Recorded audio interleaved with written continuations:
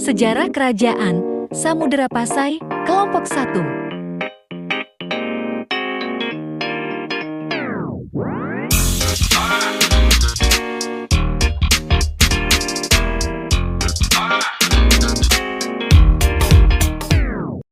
Kerajaan Samudra Pasai terletak di Aceh dan merupakan kerajaan Islam pertama di Indonesia. Kerajaan ini didirikan oleh Murasilu pada tahun 1267 Masehi. Bukti-bukti arkeologis keberadaan kerajaan ini adalah ditemukannya makam-makam Raja Pasai di Kampung Gedong, Aceh Utara. Makam ini terletak di dekat reruntuhan bangunan pusat Kerajaan Samudra di Desa Beringin, Kecamatan Samudra, sekitar 17 km sebelah timur Lok Semuae.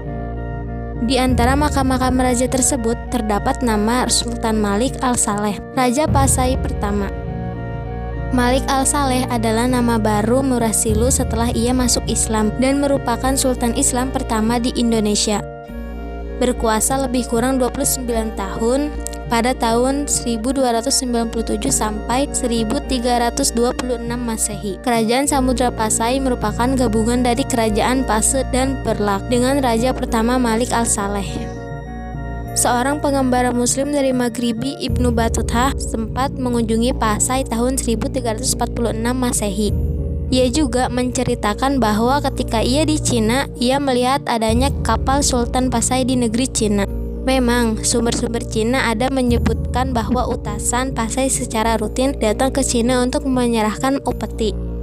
Informasi lain juga menyebutkan bahwa Sultan Pasai mengirimkan utusan ke Ceylon, India Barat pada tahun 1282 Masehi.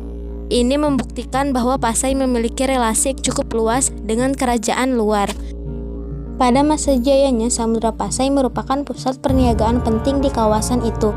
Dikunjungi oleh para saudagar dari berbagai negeri seperti Cina, India, Siam, Arab, dan Persia. Komoditas utama adalah lada. Sebagai bandar perdagangan yang besar, Samudra Pasai mengeluarkan mata uang emas yang disebut dirham. Uang ini digunakan secara resmi di kerajaan tersebut. Di samping sebagai pusat perdagangan, Samudra Pasai juga merupakan pusat perkembangan agama Islam.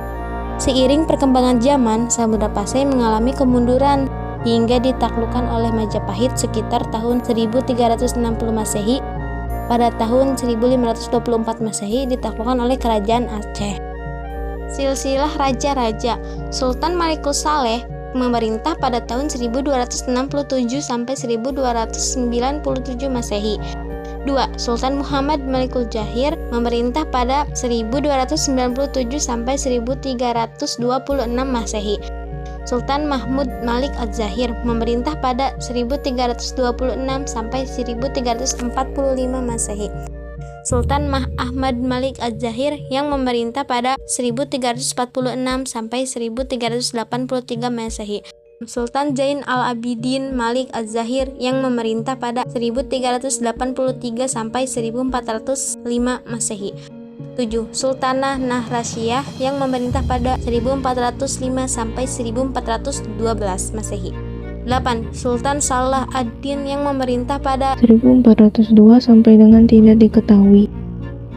Sultan ke-9 yaitu Abu Zaid Malik Az-Zahir tidak diketahui sampai kira-kira 1455.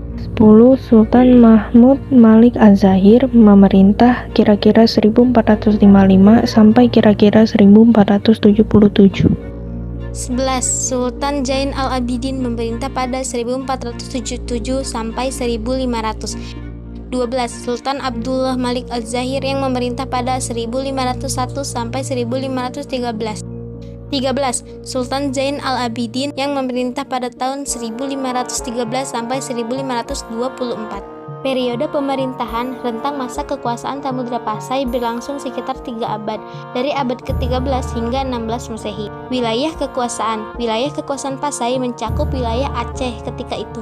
Struktur pemerintahan, pimpinan tertinggi kerajaan berada di tangan sultan yang biasanya memerintah secara turun-temurun. Kehidupan politik Kerajaan Samudra Pasai yang didirikan oleh Murasilu bergelar Sultan Malik Al-Saleh sebagai raja pertama yang memerintah tahun 1285 sampai 1297. Pada masa pemerintahannya datang seorang musafir dari Venetia atau Italia tahun 1292 yang bernama Marco Polo. Melalui catatan perjalanan Marco Polo lah maka dapat diketahui bahwa Raja Samudra Pasai bergelar Sultan. Setelah Sultan Malik As-Saleh wafat, maka pemerintahannya digantikan oleh keturunannya yaitu Sultan Muhammad yang bergelar Sultan Malik Al-Thohir pada 1297 sampai 1326. Pengganti dari Sultan Muhammad adalah Sultan Ahmad yang juga bergelar Sultan Malik Al-Thohir pada 1326 sampai 1348. Pada masa ini, pemerintahan Samudra Pasai berkembang pesat dan terus menjalin hubungan dengan kerajaan-kerajaan Islam di India maupun Arab. Bahkan melalui catatan kunjungan Ibnu Battuta, seorang utusan dari Sultan Delhi tahun 1345, dapat diketahui Samudra Pasai merupakan pelabuhan yang penting dan istananya disusun dan diatur secara India dan patihnya bergelar Amir. Pada masa selanjutnya, pemerintahan Samudra Pasai tidak banyak diketahui karena pemerintahan Sultan Zainal Abidin yang juga bergelar Sultan Malik Al-Thohir III kurang begitu jelas. Menurut sejarah Melayu, kerajaan Samudra Pasai diserang oleh kerajaan Siam. Dengan demikian, karena tidak adanya data sejarah yang lengkap, maka runtuhnya Samudra Pasai tidak diketahui secara jelas. Kehidupan ekonomi.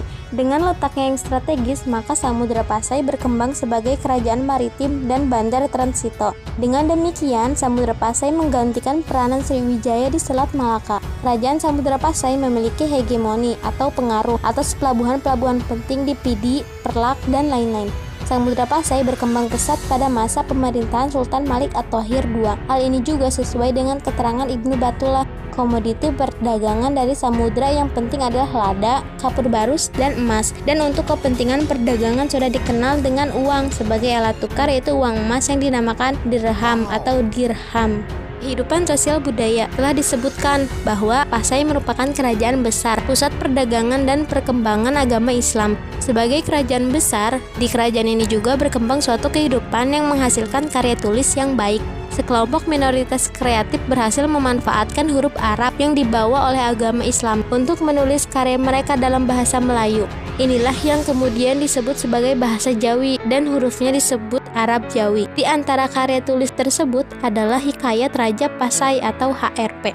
Bagian awal teks ini diperkirakan ditulis sekitar tahun 1360 Masehi. HRP menandai dimulainya perkembangan sastra Melayu klasik di bumi Nusantara. Bahasa Melayu tersebut kemudian juga digunakan oleh Syekh Abdurrauf Al-Singkili untuk menuliskan buku-bukunya.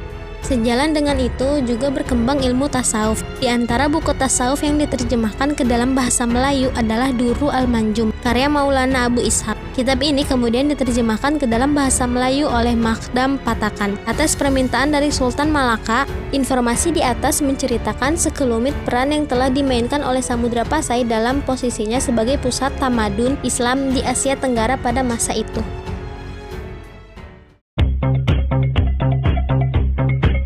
Thank you, everyone. Have a nice day.